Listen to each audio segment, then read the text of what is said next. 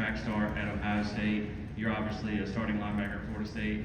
I'm sure it has to come up at the Thanksgiving table. Who is the best athlete in the family? You know, will say me, just because I feel like I can do all three. I feel like I play basketball and I feel like I run track. So I'm definitely going with me. That satisfy the question. Are we good? All right, first row to your left. William Tortora, wakeupcall.et.com. Just what you can say about the tutelage of Randy Shannon, what you've taken away from his leadership. You know, Coach Shannon has poured a lot into our linebacker. You know, with me and Tatum being the older heads, you know, he's given us gems that we're able to use in the game. You know, just taking technique and fundamentals and, you know, just applying it to the field. You know, he helps us out in the film room, whether it's based off running back alignments or just off the route concept or based off formations. So I feel like, you know, he's helped us, you know, develop the mindset and knowledge that we have right now. Kalen to your right, fourth row. Locked on ACC. Kalen, when people talk about great defenses, they say you need to be great at all three levels. You need to have ballers at all three levels. Florida State is presumed to have that with Jared Verse up there, with yourself, with Ventrell Cypress, and you know, having one of the best cornerback duos potentially in the nation. Can you speak to what, you know, the top end or the leaders or the star power of this defense is going to mean for this team this year? I say it's going to mean a lot, you know, because, you know, as leaders, we are the voice of the defense. So, you know, we got to make sure everybody's on the right page. For the right page, you know, we're going to be on the same page.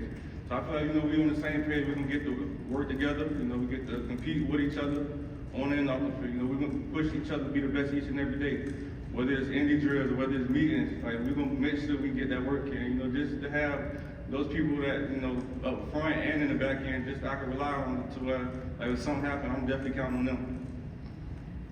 Kalen, a follow-up from here at the podium. You say that you're the voice of the defense. How is it that you use that voice? What is your leadership style to make sure everybody's coming along? You know, I'm a guy too where, like, I like to meet everybody. So, like, during fall camp, I'm on a ping pong table with the specialists, you know, just so I can get that different, you know, of where they come from. So I feel like my leadership, like, I'm more so to where I need to meet everybody so I can find my approach, a way of how I'm going to be able to, you know, talk to them in a certain moment. So, you know, everybody is different. You got to be able to understand everybody's background and where they come from, because like I say, everybody's different. Thank you. All the way to the right near the sound booth, hand in the air. Ira Schofel, WarChant.com. Kalen, you guys brought in some new talent on the defensive line, and you already had a really good defensive line. How excited are you and Tatum and those guys about playing behind that front line? I'm very excited. You know, we got some dogs up front. You know, we got Burris, we got Fabian, we got Braden Fitz, we got Daryl Jackson, we got Pat Payton. So I feel like there's a lot to worry about up front, to where it's going to help the, you know, the back end from the linebackers back to make plays. You know, just to be free and running, you know, tackle. That's what we do best. Kalen, your last question from the podium. 70 total solo tackles in the last 2 seasons you've had. What makes you have such a great nose for the football? You know, Coach always harps on running to the ball, so I feel like that is part of my identity, running to the ball and be able to run sideline to sideline. You know, I want to be able to make plays in the backfield, sideline to sideline. So, you know, that's just who I am. Kalen, thank you. You can switch places with Jordan now. Thank you. We'll have 5 minutes with our quarterback. Same expectations, please, as 500 hands go up into the room. We'll start to the right side, young lady, third row. Katrina Zacco, Sports and Culture Media, how are you? Doing good, how you doing? Good. Coach earlier stated that there is so much to be excited for this season, but there is always room for improvement.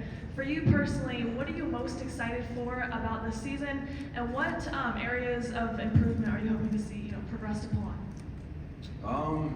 First, I would say the leadership. Leadership is everything for me. Trying to grow every year and every day just to be the best teammate I can be for my teammates. Yeah, I just want to keep growing as a leader. Obviously, keep putting weight on. I feel like I'm in a good size right now, but yeah, I can't wait for the season just to get out there and compete against somebody else.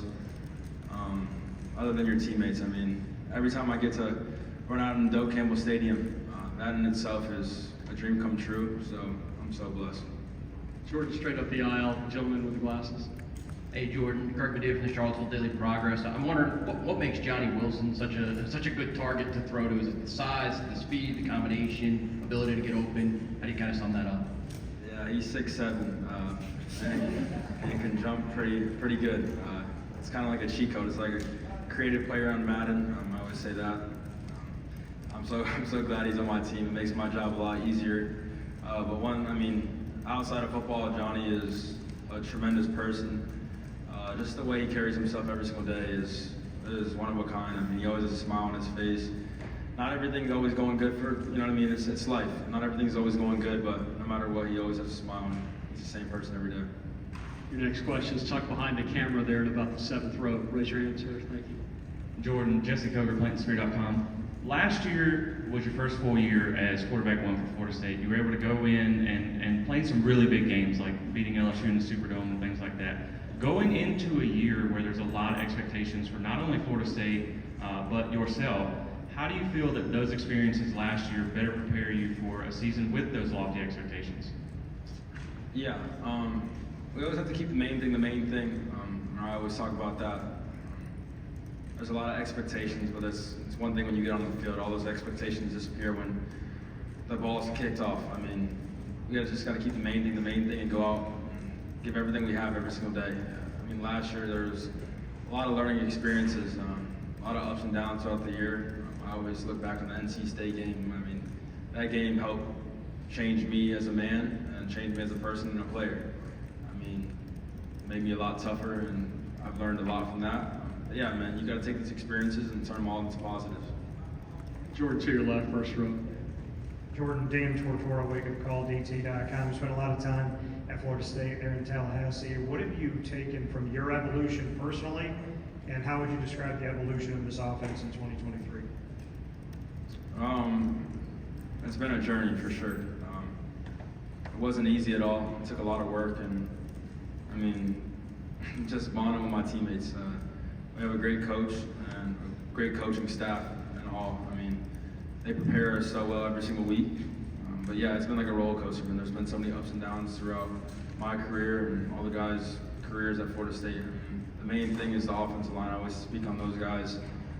It starts up front. It starts with the run game.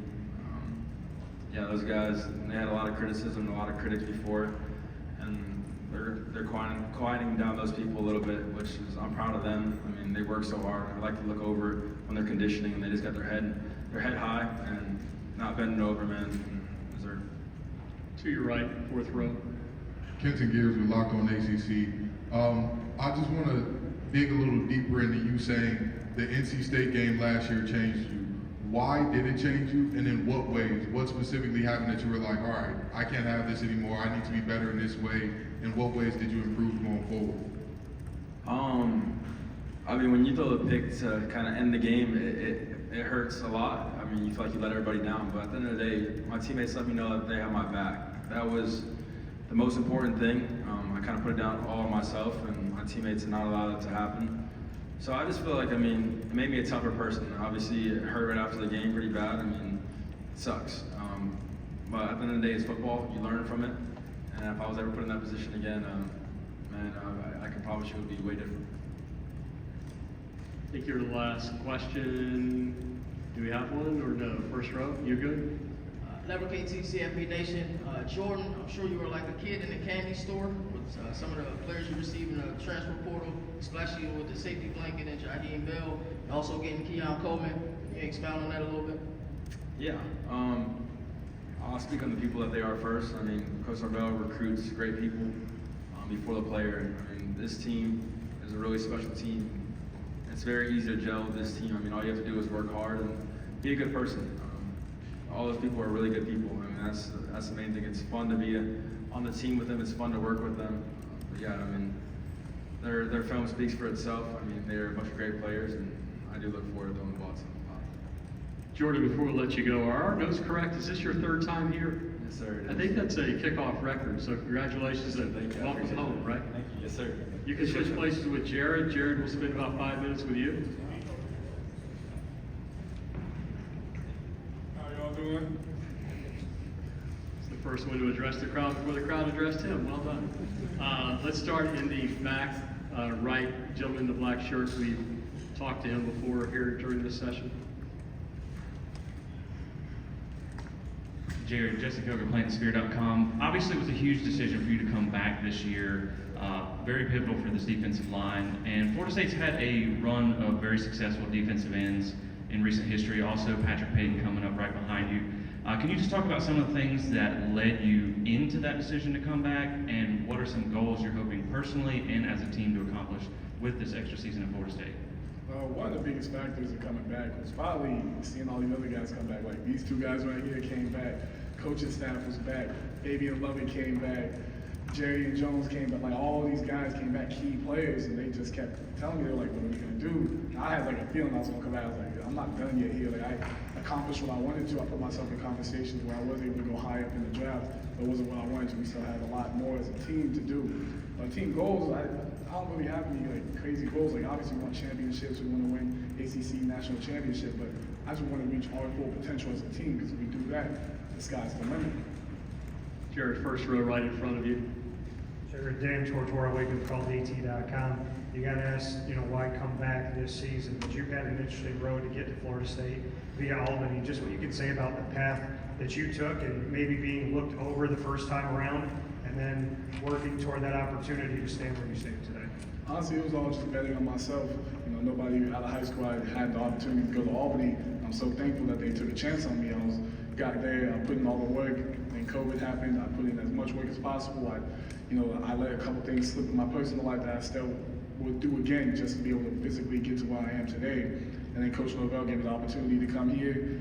I could have left for the draft last year. I was like, I'm gonna bet on myself again, and I'm gonna bet on the team because I know who I ride with. To your right, fourth row in the green.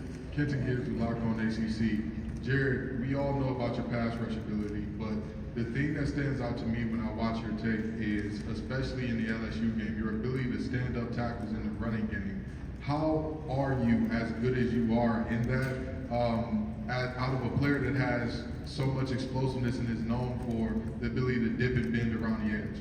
Honestly, everything starts with strength. You can't get anybody to ride off your speed if you're not strong. One thing I've always focused on was hitting the pad, just trying to put as much pressure, as much power into it as I could do. I play the run game just like a bull rush. I'm gonna run right through your chest, I'm gonna place my hands, I'm gonna do whatever I can to get the best leverage, to get the edge, so you can't run outside of me, you gotta go inside. And if you go inside, I got guys just like that who gonna fill the gap and take care of it. Jared, from here at the podium, as a tight end in high school, you did not have any scholarship offers. Is there a part of you that's still trying to prove yourself to others? I'm definitely still trying to prove myself, not in the aspect that people don't know what I can do, but in the aspect that I still have so much that I have left to do. During my exit meeting with Coach Norvell, that's something we spoke about. I've made a lot of gains since I've come to Florida State, but there's so much more room I can do. I can still get faster, stronger. I can still get better with my hands, better with my moves, my decision making. There's still so much ground I have to cover. So I still feel like I have to prove that, but not to anybody, just to myself. Thank you. Back to the gentleman in fourth row in the green. Gibbs with Locked On ACC. Coach Odell has been there for 30 years. One of the longest tenured position coaches, one of the most storied position coaches in all of sports, not just college football. What does it mean to be under the tutelage of somebody who's coached so many first rounders, so many Hall of Famers, so many All-Pros and Pro Bowl guys? It means a lot because you really, having a coach is one thing, but having somebody that you can really look up to and really understand, this person has done things that I wish I could do. You've been where I'm trying to get. So I have to listen to everything you say. Take it with a grain of salt. I'm listening to everything you say fully. Coach, like me, Coach Odell, sit down sometimes. I just sit down and talk to him, have a regular conversation. We have more conversations just about life. And he tells me, football's one thing. You got to realize outside of football, what are you doing to make yourself a better person that will translate to the field ultimately. So having him is just the biggest tool I could possibly have.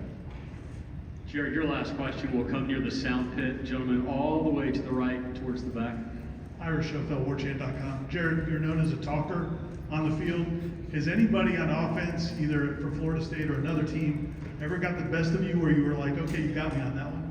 I wouldn't say I'm a talker, I have casual conversations. But the one person who finally got me, I'm not gonna lie, it was Trayshawn Ward during the scrimmage.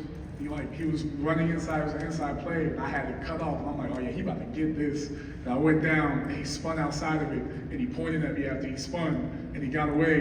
And the rest of the practice I didn't talk, because I couldn't, he just did it to me the worst way.